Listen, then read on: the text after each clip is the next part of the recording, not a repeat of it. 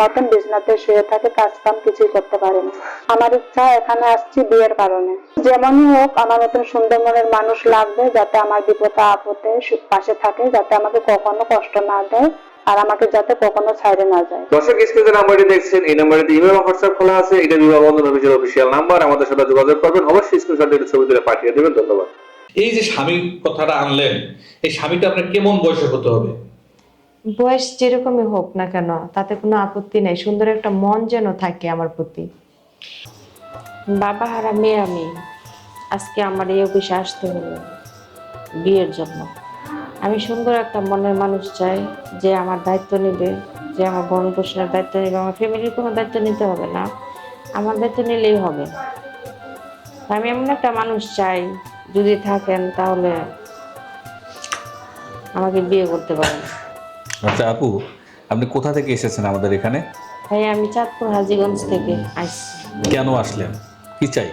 এখানে আসলাম, শুনলাম যে এই অফিসে নাকি বিয়ে হয় মেয়েদের, তো আয়সা তো দেখতেছি যে বিয়ে হয়, তাই আমি আসলাম বিয়ের জন্য। বিয়ের জন্য আসছেন? কেমন মনের মানুষ পেলে বা কেমন পুরুষ পেলে বিয়ে করবেন? দেখেন ভাইয়া, তার মনটা ভালো থাকতে হবে। তার যদি বিয়েও হয় আমার কোনো আপত্তি নেই, তার যদি বউ থাকে আমার আপত্তি নেই, বয়স যদি বেশি হয় আমার আপত্তি নেই।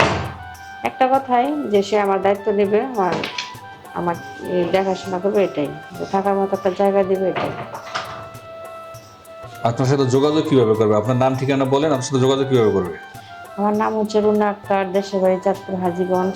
আপনাদের যদি কারো আমাকে ভালো লেগে থাকে তাহলে ভাইয়াদের নাম্বারে যোগাযোগ করেন। তাহলে স্ক্রিনে যে নাম্বারটি দেখছেন এই নাম্বারে ইমেল হোয়াটসঅ্যাপ খোলা আছে। যদি ভালো লাগে ফোন থেকে স্ক্রিনশটে ছবি তুলে পাঠিয়ে দেবেন, আমরা যোগাযোগ করিয়ে দেবো। আমি অল্প বয়সের কাউকে বিয়ে করব না, বয়স্ক কাউকে বিয়ে করব, কারণ অল্প বয়সের একজনকে বিয়ে করে আমার জীবনটা ধ্বংস হয়ে গেছে। সে বোঝে না সংসার, বোঝে না সমাজ, শুধু যৌতুকের টাকার জন্য চাপ দিছে, এজন্য আমার সংসারটা ভেঙে গেছে। এক পর্যায়ে এসে যৌতুক দেওয়ার মতো আমার সামর্থ্য নাই। সামর্থ্য ছিল না।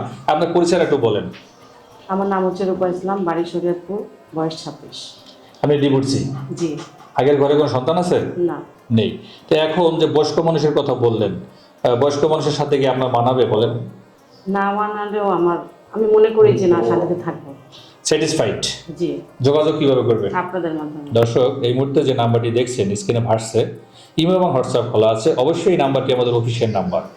আপনাটিকে ভালো লাগলে স্ক্রিনশটের ছবি তুলে পাঠিয়ে ভয়েস করে জানিয়ে দেবেন, আমরা যোগাযোগ করে দেবো। অযথা কল দিয়ে বিরক্ত করবেন না। ধন্যবাদ। যার বাবা নেই তার কোনো শখ আহ্লাদ পূরণ হয় না। 10 টাকা চিপকুনি যখন খাবো সেই শখ আহ্লাদটা আমার পূরণ হয় না। আজ 19টি বছর হয়ে গেল আমার বাবা নেই। 19টি বছর হয়ে গেল আপনার বাবা নেই। বাবা কি হয়েছে, মারা গেছে না? বাবা মারা গেছে 7 বছর থাকতে। আমরা মা তো দিতে পারতো আপনাকে কিনে, না? মা নিজের সুখের জন্য অন্য জায়গায় বিয়ে বসছে। আমার বাবা নেই, ভাই নেই, কোনো যৌতুক দিতে পারছে না, তার জন্যই আপনাদের মাধ্যমে। আপনার নাম কি আপু? আমার নাম নুসরাত। নুসরাত। বয়স কত? 20 বছর। 20 বছর।